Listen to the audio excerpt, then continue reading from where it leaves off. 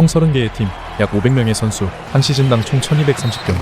시간은 없고 좋아하는 선수들이 은퇴해버린 분들께 새로운 선수를 소개하며 입덕을 제안합니다. Castle, Cornet poked away by Anunoby. Another steal for the defensive demon. Hart drives, count the bucket and a foul. 오늘의 주인공은 NBA에서 가장 웃긴 그러나 결코 우습지 않은 선수, 뉴욕 닉스의 조시 하트입니다. 지금부터 뉴욕 우승의 숨은 공신 조시 하트의 인생을 따라가 봅니다. 오늘의 영상은 한 끼 통살과 함께합니다. 1995년 3월 6일 메릴랜드주 실버스프링에서 조시 하트가 태어납니다. 특이하게도 조시 하트는 아프리카계 미국인인 모세스 하트와 백인인 팻 하트 사이에서 혼혈로 태어났죠. 하트의 아버지는 워싱턴의 케이터링 회사에서 셰프로 오래 근무했습니다. 그리고 어머니는 레저 시설에서 서빙 직원으로 근무했는데 무릎이 좋지 않아 수술이 필요할 정도였죠. 하지만 형편이 넉넉하지 않은 탓에 수술은커녕 야간 근무까지 강행했습니다. 과거 그녀는 공군사관학교에서 농구를 하기도 했는데요. 여유치 않았던 삶으로 인해 농구와 멀어지게 되었죠. 그리고 하트에겐 형 모세스 조셉 하트와 누나 에이미 하트가 있었습니다. 하트는 막내로 형과 누나를 따라다니다 보니 항상 자신보다 큰 아이들과 마주할 일이 많았는데요. 이게 7살 무렵에 팀 스포츠를 접한 뒤에 플레이에도 영향을 끼치게 되죠. 하트는 자신보다 큰 선수들과 맞붙는 것을 두려워하지 않았습니다. 그리고 8살의 하트를 가르쳤던 코치 엘리엇 헤들리는 하트가 다른 아이들과 달랐다고 말했는데요. 다른 아이들이 화려한 기술을 배우려고 할 때 하트는 드리블과 박스아웃 등 기본기를 즐겼다고 합니다. 그리고 여기에 아버지의 교육이 더해졌습니다. 하트가 경기를 쉽게 포기했을 때 아버지는 그를 늦은 밤까지 공원에서 슛 연습을 시켰습니다. 그리고 8학년엔 농구 캠프 참가비를 스스로 벌도록 가르쳤죠. 그래서 하트는 저지를 입은 채로 지하철역 근처에서 팻말을 들고 농구 캠프비를 모금하기도 했습니다. 이처럼 농구뿐만 아니라 끈기와 책임감 교육까지 받은 하트는 휘트나이스쿨에 진학하게 됩니다.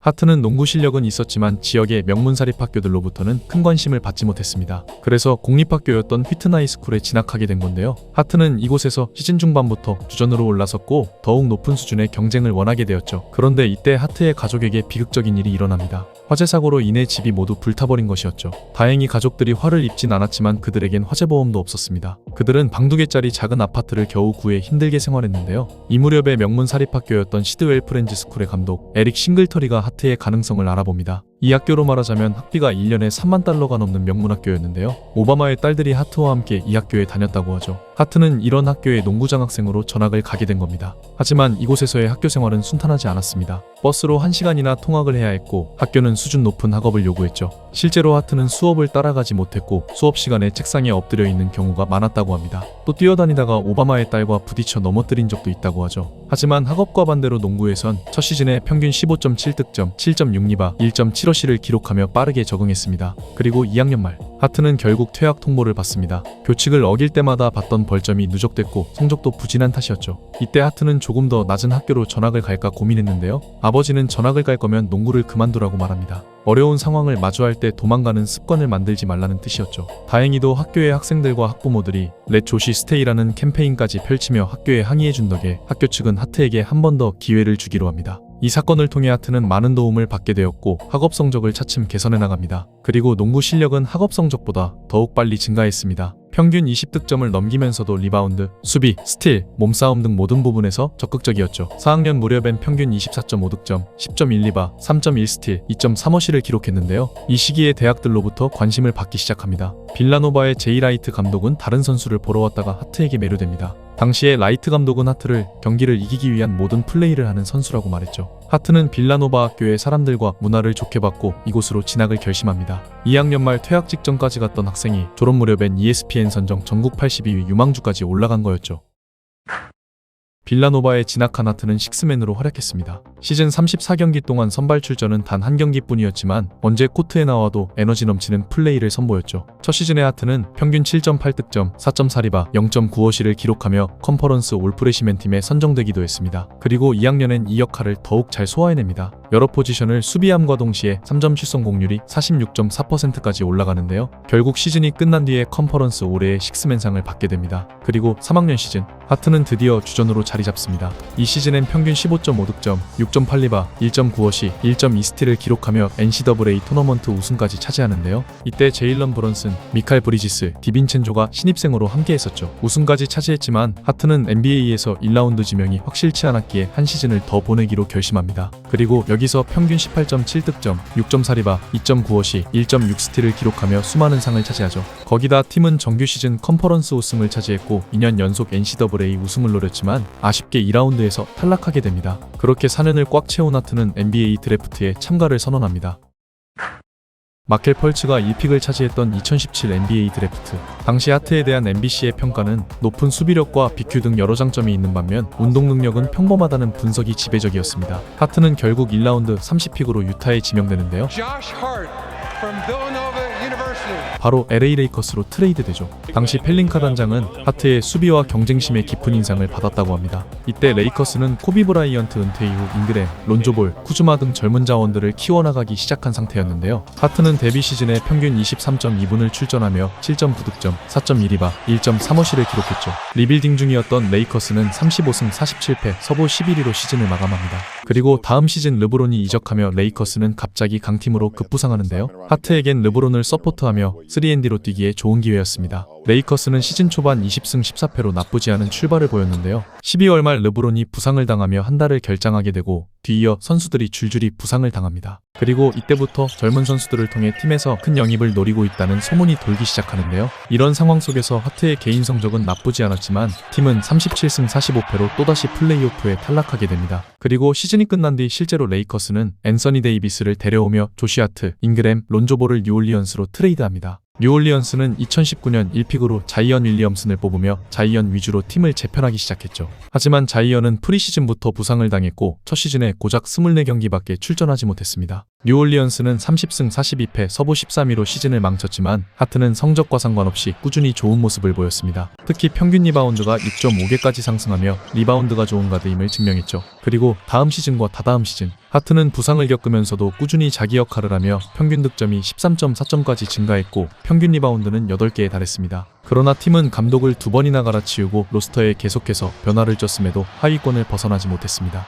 거기엔 자이언의 잦은 부상이 큰 역할을 했죠. 결국 2022년 2월 뉴올리언스는 CJ 맥컬럼을 영입하며 하트를 포틀랜드로 이적시킵니다. 이때 포틀랜드는 뉴올리언스보다도 더 심각한 팀이었습니다. 릴라드가 부상으로 시즌 대부분을 결장했고 27승 55패 서부 13위였죠. 하트는 이적 후에 13경기를 뛰며 평균 19.9득점에 분투를 했지만 분위기를 역전시키긴 무리였습니다. 그리고 다음 시즌 릴라드가 부상에서 돌아온 포틀랜드의 초반 분위기는 좋았습니다. 하지만 얼마 안 가 릴라드가 또다시 부상을 당하며 팀의 분위기가 좋지 않아졌습니다. 결국 포틀랜드는 시즌 후반까지 50%의 승률을 넘지 못하고 리빌딩을 시작하게 됩니다. 이때 하트는 뉴욕으로 트레이드되죠. 뉴욕 또한 얼마 전까지만 해도 약팀으로 조롱을 당하던 이미지였습니다. 하지만 하트와 대학에서 함께 우승을 차지했던 브런슨을 중심으로 이제는 플레이오프를 노리는 팀이 되어 있었는데요. 뉴욕은 하트를 단순한 윙으로 본 게 아니라 수비, 허슬, 리바운드, 트랜지션 등 앞으로의 플레이오프에 꼭 필요한 자원으로 봤습니다. 2023년 2월 11일 하트는 유타와의 경기에서 뉴욕 데뷔전을 치르는데요. 25분 만에 11득점, 7리바, 4어시, 4스틸을 기록하며 뉴욕 팬들을 열광시킵니다. 스탯만 봐도 경기 전반에 하트가 얼마나 영향을 끼치는지 알 수 있었죠. 하트의 합류로 뉴욕은 더욱 탄력을 받았고 뉴욕은 5위로 플레이오프에 진출하게 됩니다. 뉴욕은 여기서 클리블랜드와 맞붙게 되는데요. 모두의 예상을 뒤엎고 4대1로 클리블랜드를 제압합니다. 이 시리즈에서 하트는 평균 11.6득점, 7.8리바, 1.4어시를 기록하는데요. 3점 슛 성공률은 무려 45.5%였죠. 하지만 뉴욕은 다음 라운드에서 브런슨의 고군분투에도 불구하고 마이애미에게 4대2로 패배하며 탈락하고 맙니다. 비록 탈락했지만 뉴욕은 2013년 이후 첫 플레이오프 시리즈를 승리했고 하트의 역할 또한 제대로 확인한 시즌이었습니다. 시즌이 끝나고 뉴욕은 하트에게 4년 8,100만 달러의 연장 계약을 안겨줍니다. 여기에 디빈첸조와 아르시디아코노까지 합류하며 빌라노바 우승 멤버 사인이 한 팀에서 다시 만나게 되는데요. 하트는 시즌 초반 식스맨으로 뛰며 경기 흐름을 바꾸는 역할을 맡았습니다. 득점을 많이 하지 않더라도 리바운드와 스틸, 루즈볼 경합 등 팀에 핵심적인 도움을 줬죠. 그리고 뉴욕은 시즌 중반 오지 아누노비를 영입하며 수비력이 더욱 강해지는데요. 이때부터 하트는 사실상 스몰 포워드처럼 뛰기 시작합니다. 게다가 랜들과 아누노비가 부상을 당한 시즌 후반에는 경기당 평균 40분에 가까운 시간을 출전하는데요. 그러면서도 효율은 줄어들지 않았죠. 이 시즌에 뉴욕은 50승 32패로 동부 2위를 차지하며 플레이오프에 진출합니다. 그리고 하트는 이 플레이오프에서 완전히 폭발합니다. 1라운드 상대는 필라델피아. 하트는 시리즈 동안 평균 46.4분을 출전하는데요. 2차전에선 21득점, 15리바, 3어시, 2스틸, 2블록이라는 엄청난 기록을 세우죠. 또 6차전에선 승부를 결정짓는 3점을 성공시킵니다.